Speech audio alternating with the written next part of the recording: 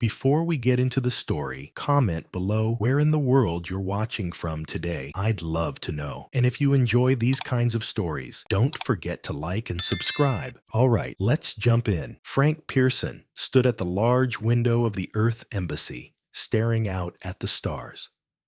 3 long years had passed since humans first joined the Galactic Council as observers. And in all that time, they had smiled through insults and nodded at dismissals. Frank's blue diplomatic uniform was as crisp as ever, but inside he felt the weight of his patience slowly slipping away. His fingers gripped the edges of the window as he thought about how much longer this could go on. He had kept his calm, played the part of the polite observer, but it was becoming harder every day. The insults weren't just words anymore. They were threats, tiny slights building on top of one another, until Frank wasn't sure how much more he could take. The door to his office opened softly, and Olivia Grant, the Earth delegation's science liaison, stepped in, her white lab coat reflecting the glow of the station's lights. She was carrying a data pad, her face serious as usual. "The council session begins in 20 minutes, Olivia said, her voice professional, but with a hint of tiredness. Frank turned from the window, adjusting his uniform. "Thank you, Olivia. Any updates?" Olivia glanced down at her datapad, her fingers moving over the screen. "The Valderans have requested extra time today. They claim it's about mining rights in the Outer Rim, but my sources say it's something else." Frank sighed. The Valderans had been the most hostile toward humanity since first contact. Their tall, blue-skinned figures with 4 arms had looked down on humans ever since they arrived.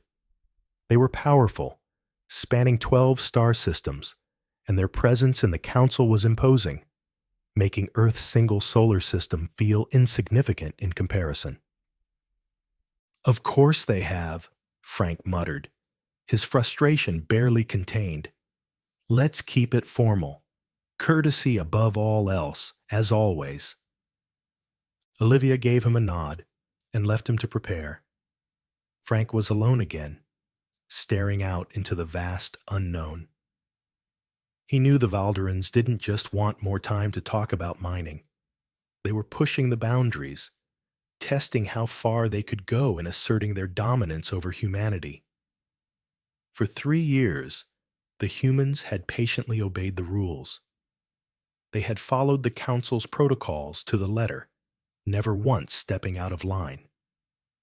But with every slight, with every rude dismissal, the idea of a peaceful resolution felt more and more distant. Frank wasn't sure how much longer he could keep pretending that this was all part of the process. A knock at the door broke his thoughts. "Come in," Frank called. Commander Sean Murphy stepped inside, her military uniform sharp and commanding. "Sir, I've completed the security assessment for today's session. The Council guards have again denied our request to bring our own security team. They claim it's against the rules of our observer status." Frank didn't respond immediately. His mind raced. The Council had ignored their requests before.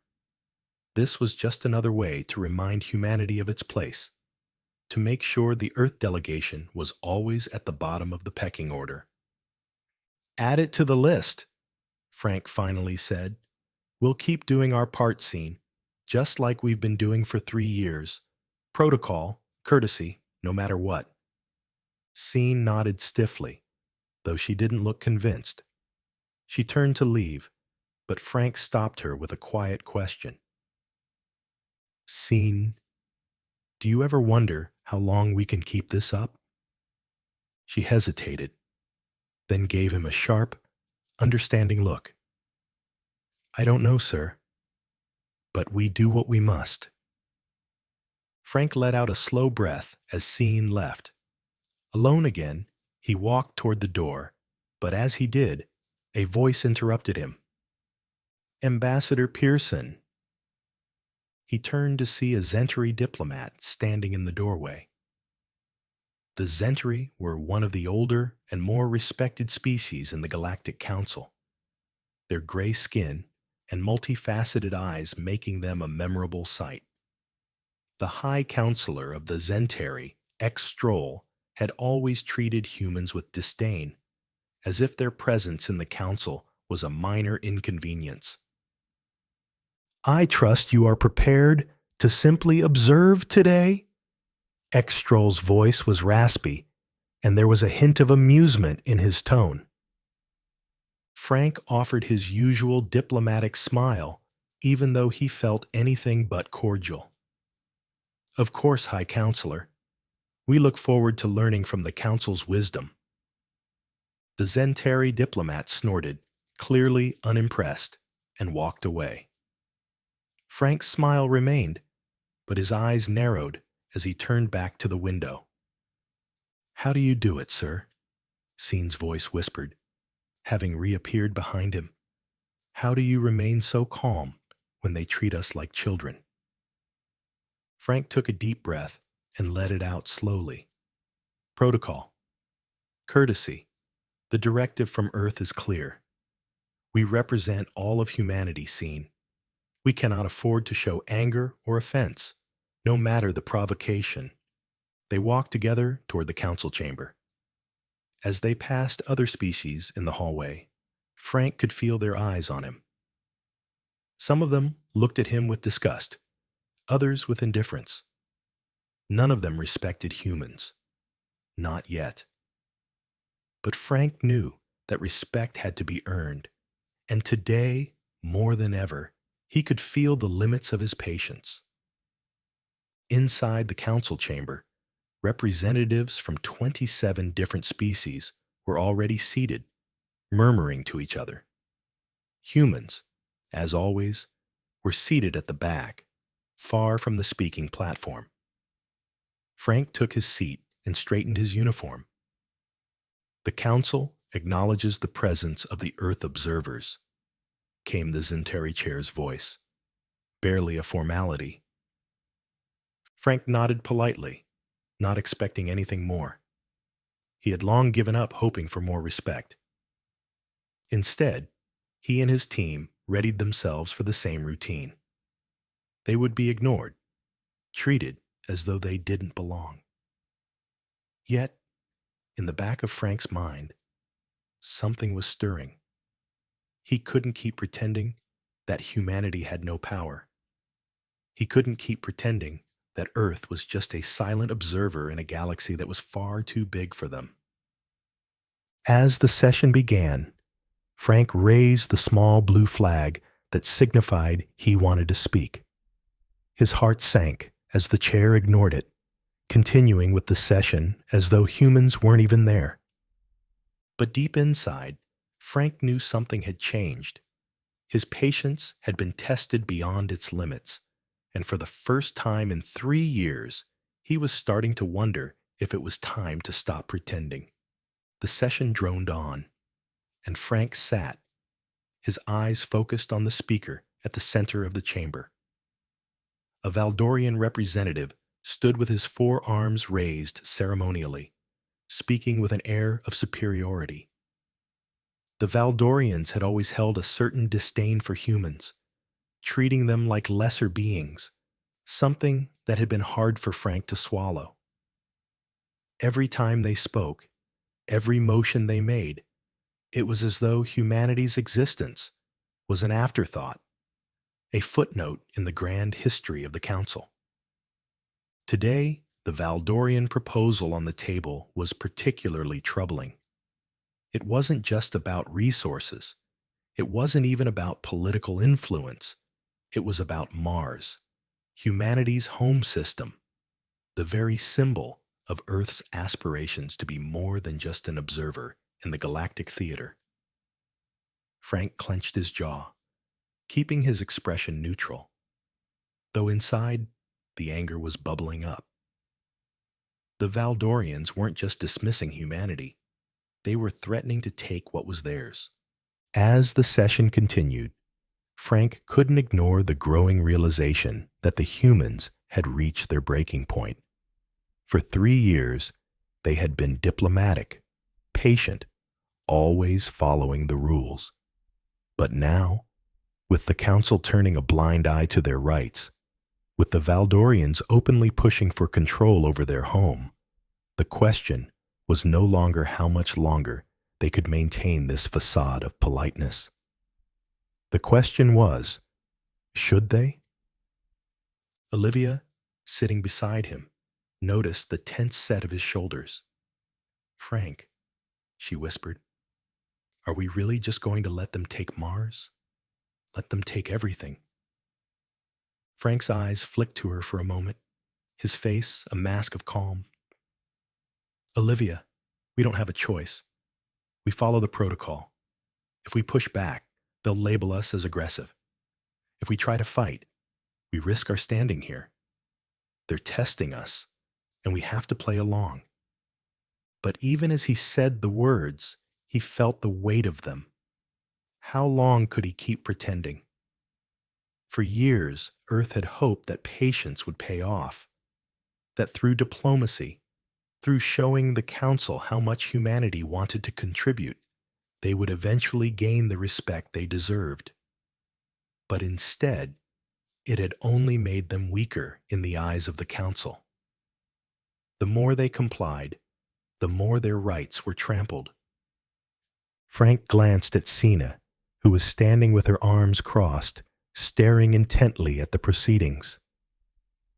"How much longer, Sina?" he muttered, more to himself than to her. She didn't answer immediately. When she did speak, it was quietly, but her words cut through the air like a blade. "I don't know, sir. But if we continue this way, they'll never see us as equals. They'll never respect us. We'll be stuck here, playing by their rules, forever." Frank's heart clenched. Scene was right. But what choice did they have? The entire purpose of their presence here was to observe, to learn from the Council, to prove that humanity had earned its place among the stars. They couldn't throw it all away on a single outburst. Yet, as the Valdorian representative continued speaking, Frank couldn't help but feel the walls closing in. The Council's indifference was suffocating, and the Valdorians? They weren't just talking about mining rights anymore. They were talking about Mars, and that meant everything to Earth. Mars was their future, their hope of colonization, their chance to prove they were more than just a young species, still crawling out of the ashes of their past. Frank's hand tightened around the edge of his seat. He could feel his patience wearing thin. As the Valdorian representative finished his speech, Frank raised his blue flag once more, determined to make his voice heard. This time, he would not let it pass unnoticed. The chair continued, as expected, to ignore him. Frank's eyes narrowed. He felt the familiar sting of being disregarded, but something inside him snapped. He stood up, his uniform crisp and unyielding. His heart raced as he stepped forward towards the central platform, ignoring the looks of surprise from the other species in the chamber. "Frank," Olivia called softly behind him, but he didn't stop. His mind was made up. He walked through the aisle between the rows of alien representatives, his every step echoing in the vast chamber. There was a murmur of surprise as he approached the platform.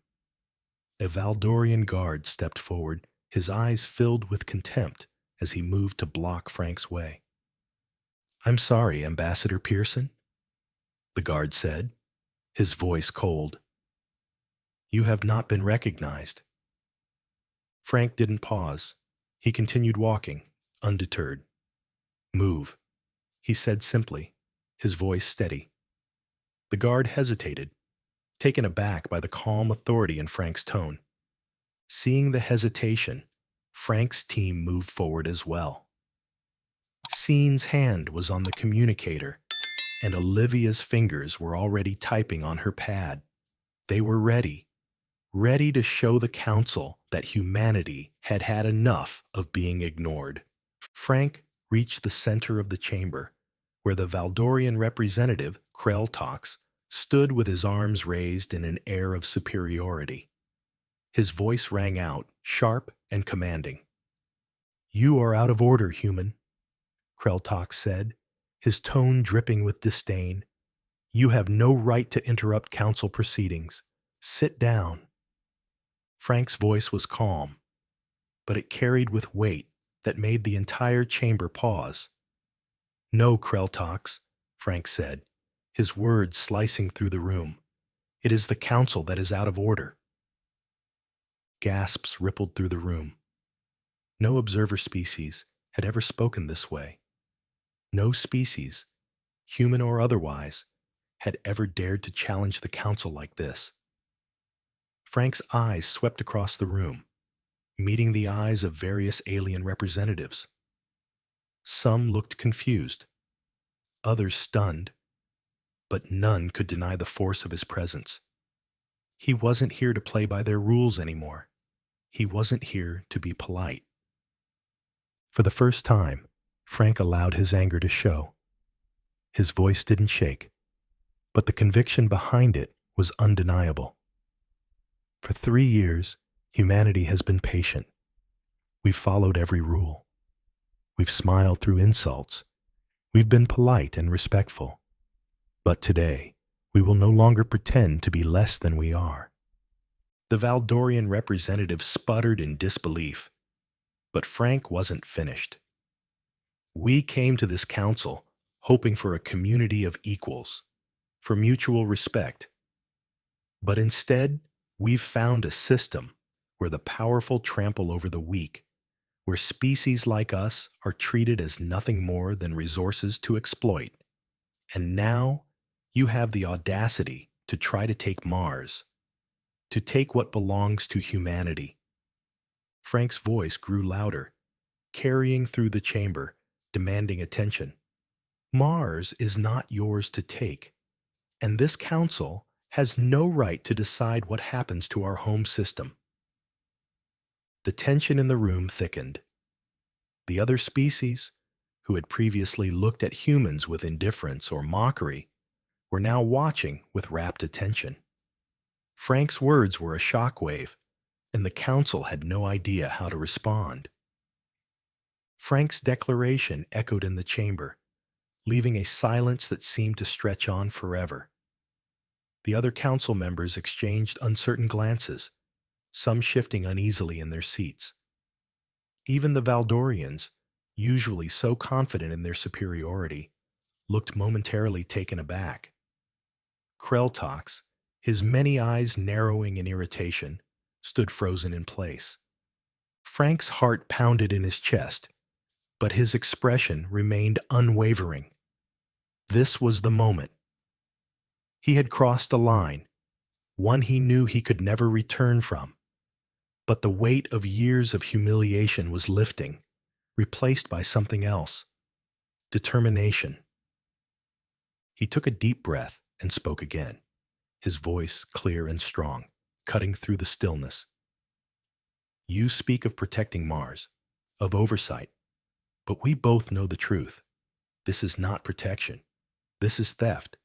This is colonization, masked as concern for our safety. The Council is complicit in this lie, and today we refuse to be silent any longer." The room seemed to hum with tension.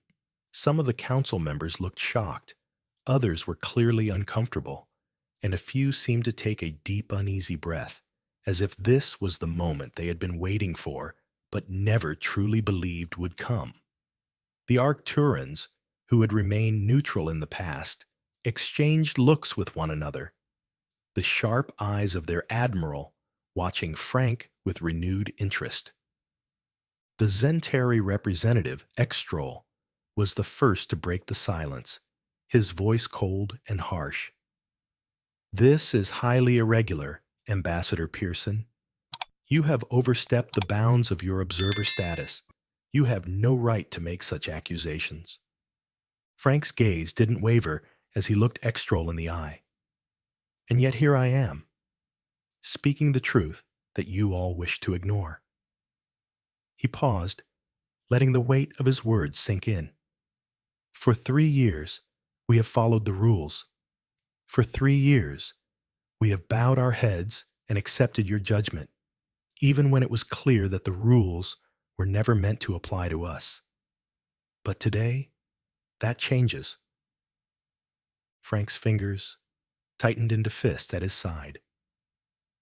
You may have tried to play us for fools, but you underestimated humanity's patience. You underestimated our resolve. We may be new to the galactic stage, but we have survived centuries of conflict, war, and hardship.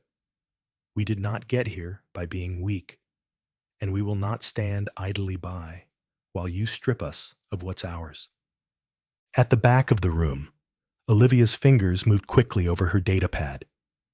Frank's words had been a signal, and now the rest of the team sprang into action. Scene moved swiftly, her hand hovering over the communication console, ready to broadcast to the entire chamber. Diane, standing just behind Frank, activated the display screen, which flickered to life, showing a map of the Mars system. Frank continued, his voice now carrying the weight of a long-suppressed fury. Mars is not just another planet, it is our home.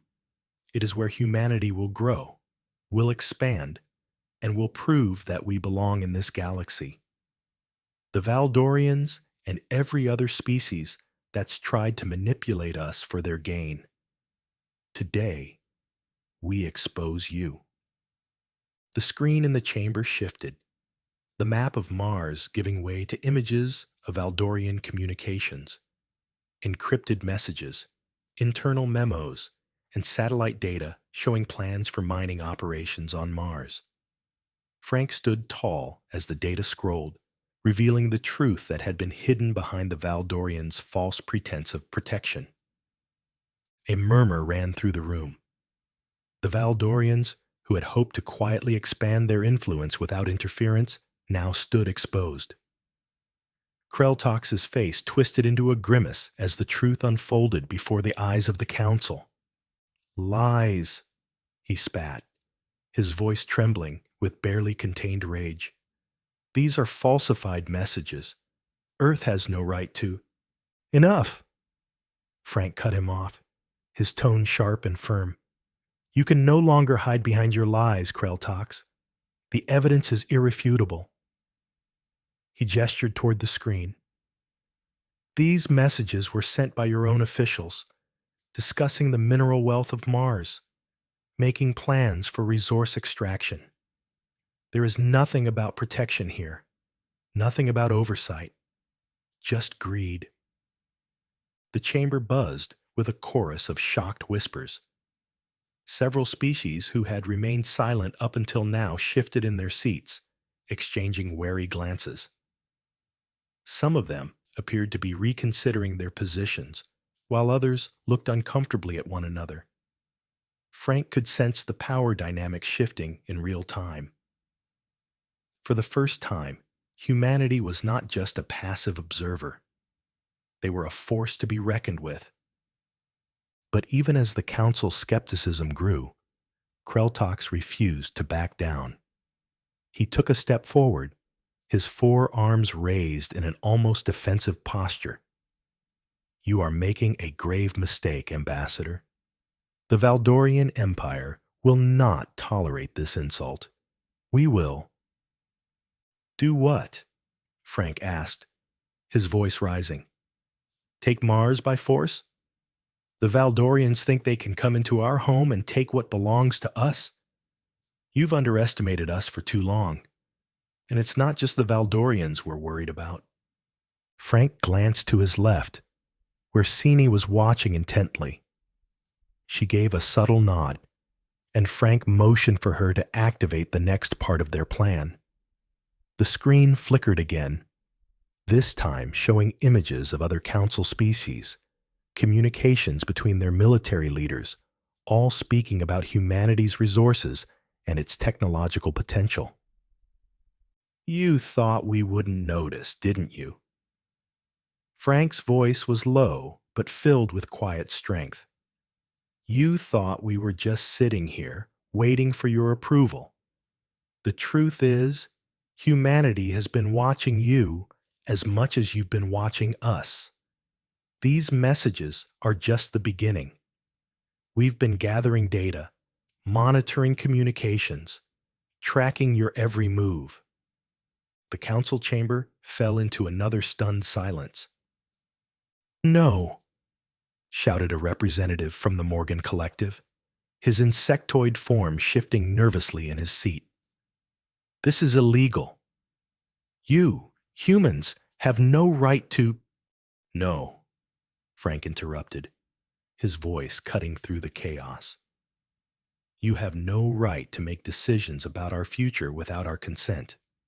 You have no right to treat us like lesser beings, to ignore our sovereignty. But the time for polite requests is over. Today, we show you who we really are. And if you're smart, you'll start listening. He turned to the screen again, and now it displayed an even more shocking image, a map of the entire solar system with a blinking red dot near Mars. It wasn't a simple dot. The map showed a complex network of stealth platforms, defense satellites, and hidden military installations surrounding every planet in the solar system, especially Mars. The truth was clear now. Earth had been preparing, quietly and out of sight, for the day when diplomacy would no longer be enough. There it is, Frank said, his voice steady. Our defense grid, our military capability. We didn't ask for your permission. We didn't announce our strength. We just quietly built it. Because humanity will never be caught unprepared again. The chamber was in an uproar now. The council members exchanging angry looks, some of them standing to protest, others murmuring amongst themselves. Frank could hear the anger in their voices, the disbelief at being caught so thoroughly off guard. For years, they had assumed humanity was too young, too weak to resist. But now, they realized they had misjudged Earth's resolve. We will no longer tolerate being seen as weak or subservient, Frank declared, his eyes sweeping over the chamber. We may have started out as observers, but we are not your pawns. We will protect our sovereignty. And we will do whatever it takes to make sure the galaxy knows what happens when humanity's patience runs out. At the back of the room, Admiral Zorak of the Arcturan Federation stood up. The tall, slender alien approached the front of the chamber, his expression calm yet thoughtful.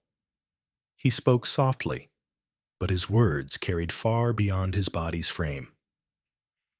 I must say, Admiral Zorak began, that this has been the most interesting council session I've witnessed in my 2 centuries of service. His voice was musical, almost admiring.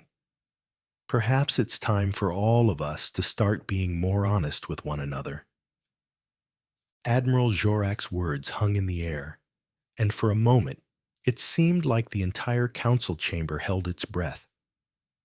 The other delegates, who had been murmuring among themselves, now stood silent, their eyes fixed on Frank and the human delegation. Zorak's admission of respect for humanity was unexpected, though not entirely unwelcome. It signified a shift, a crack in the foundation of the Council's long-held dismissive attitude toward Earth. But Frank wasn't finished. He could feel the eyes of the Council members on him, waiting for him to speak again, to take the next step. He wasn't about to back down now. His mind was clear. The time for games was over. We have shown you the truth, Frank said. his voice ringing with authority. The Valdorians are not the only ones who think they can take what isn't theirs. We've seen the plans, the schemes, the quiet manipulations that have been happening in the shadows. We've known about them all along. The tension in the room thickened, but Frank continued, unyielding. The truth is, humanity is no longer the naive observer you've all believed us to be. We've been watching, learning, and preparing, not because we want conflict, but because we refuse to let anyone dictate our future. And we will not stand by while others try to exploit us. He paused, his eyes sweeping across the room. You've treated us as though we're not your equal. You've treated us as if we were not even worthy of respect. But today, you will see that humanity will not be a doormat. We will not be anyone's stepping stone.